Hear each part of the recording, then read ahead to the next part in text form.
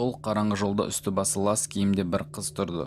Ең жақын ауылдан 10 километр алыс жерде бұл қыз түнде не істеп жүр? Ол қатты біртүрлі болды. Бірақ содан кейін ол тас қараңғыда жалғыз тұрған осы қыздың тағдыры үшін де одан әрі қорқа түсті. Бұл жерлерде түнде аш қасқырлардың үйірі жүретін. Ол тұрған қызды сигнал басып қолымен көрсетіп кабинаға шақырып жақын ауылға қарай жеткізіп салуды ұйғарды. Сөйтсе ол әдемі қара торы келген қыз екен. Ол қыз үндемей, ештеңе айтпай, көздерін үнемі жауып отырды. Ағам не болған білуге тырысып сұрамақ болып еді, бірақ жауап ретінде тек үнсіздік болды.